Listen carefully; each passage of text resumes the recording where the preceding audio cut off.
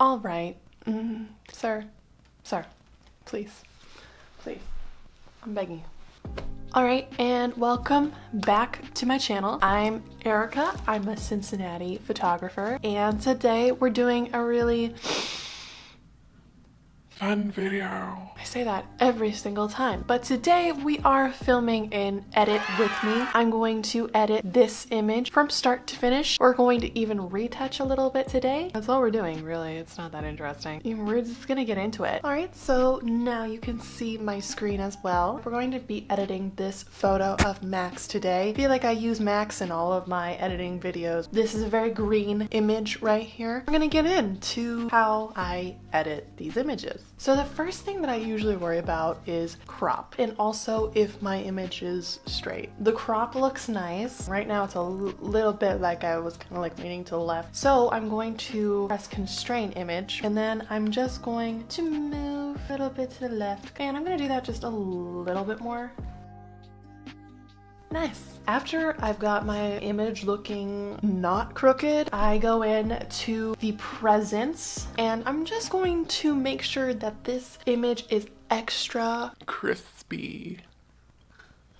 It's gross. These days, I try to stay anywhere from 10 to 30 on clarity. Try not to go above that. I think for this image, we're gonna keep it at like a 20. Already you can see it kind of gives a little oomph. And then for texture, probably like a 5 or 10, not a 19. And then for dehaze, I usually try to stick between 5 and 10. All I'm going to do is actually go down to my detail section. Sharpening, I used to make it the full 150, and now I try to keep it at 60. And then my noise reduction, somewhere between 40 and 50. I think it makes it look smooth. Now that I'm done with all of my preliminary editing, I move on to tones and lighting. Now I want it to look extra spicy. One of my favorite techniques to do is actually just move the whites all the way down to -100. And one of the reasons why I do that is it softens the skin. I don't know how to explain it. Just makes the skin look very nice. I don't like harsh light on the face. See, this is where I struggle at that. I'm just like, what do I want this to look like? But today I'm kind of feeling the more dramatic shadows, so I think I'm gonna keep those shadows locked down at -100. And then I'm gonna mess with this highlights tool a little bit. I like the look of the whites being down to -100 and then my highlights being turned up a little bit. It does bring a nice look to the skin, and you can already see the difference a little bit.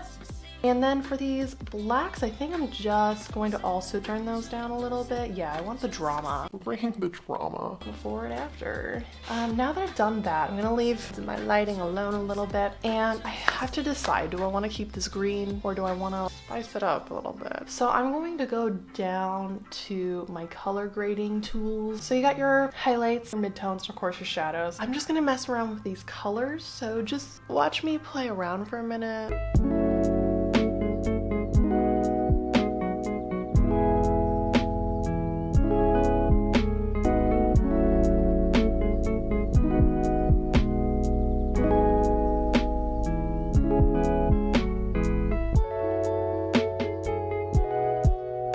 So I'm actually really liking this whole color grading situation that I got going on. Recently, I've been really loving creating almost like a film nostalgic look with my photos using this method. Like, I don't know where I was going with that. Just it looks cool. Yeah, I'm gonna see if I need to do anything with calibration. Usually I kind of mess around with it because it's really fun. Yeah, let's just mess around and see what we can do.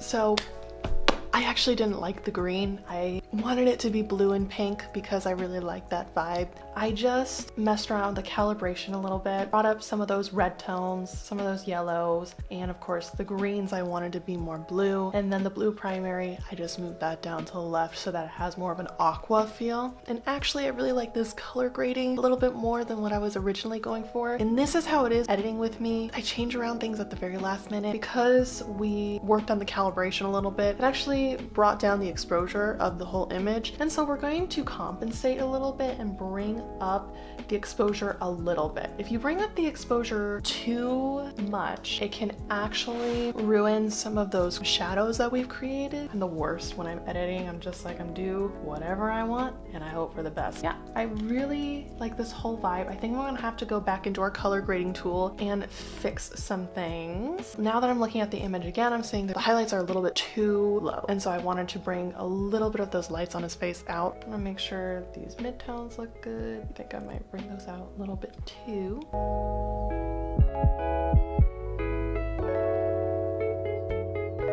I really like this, maybe a little bit more pinky. On this particular image, I'm not bringing up those shadows too much. I might go back in right here and bring up those shadows a little bit. I just want to see what it'll look like. I don't hate it, but I don't particularly love it. So we're going to turn that down to like 50. So that's a little bit more dramatic. We want drama, okay? Now that I've done that, I'm going to finish off everything with my tone curve. Yes, I play with this guy in our basics, and I also play with the tone curve. I am crazy, but I'm free. Well, anyway, I'm just going to turn down these highlights on the tone curve because I like the look of it here. And then I'm going to turn up the lights a little bit, or maybe I'm not. Yeah, a little bit. I have a couple things that I like to do. Sometimes I like to bring the darks up and the shadows down. It kind of creates a nice little contrast. Usually my favorite thing to do is actually the opposite of that, but let me take a look which one I like better today.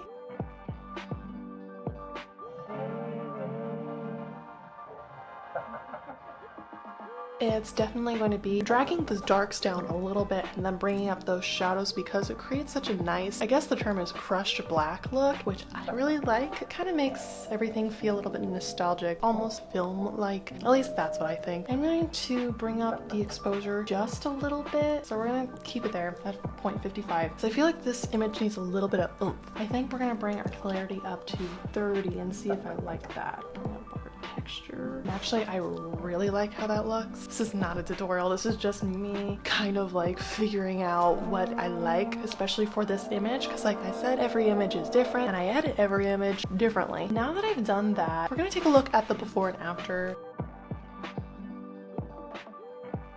So now I'm just going to export this image and we're going to retouch a little bit. All right, and here we are, we're in Photoshop. Not that Max really needs retouching, but I feel like retouching just brings an image to a next level. Going to use the frequency separation method to retouch his skin a little bit, and I think it also might help some of those harsh colors on his face. I'm going to do this fast because I actually have a frequency separation tutorial on my channel already, and I'll link that down below. So I will be right back because you really don't need to hear me talk while I do this nonsense.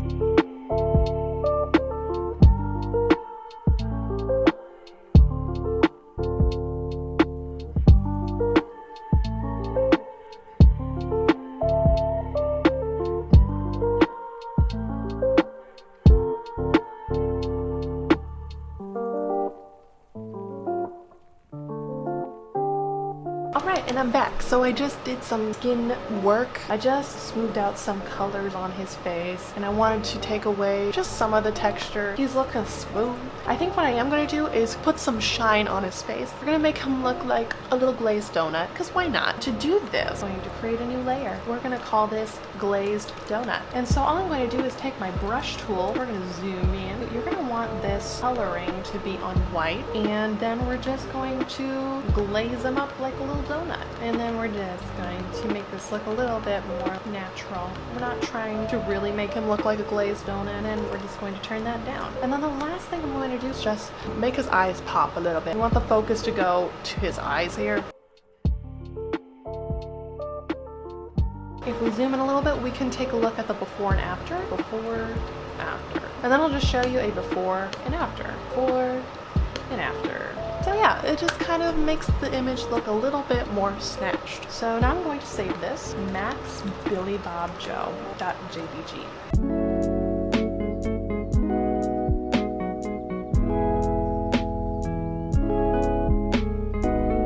thank you so much for stopping by and editing with me today. I hope that you didn't learn anything. Editing's just about having fun and seeing what you can create. I think that we created something really funky and fresh. If you want me to make more of these fun little editing videos, you let me know. If you want more tutorials, informative videos, I can also do that. That's it for today. I will see you guys next time. Bye!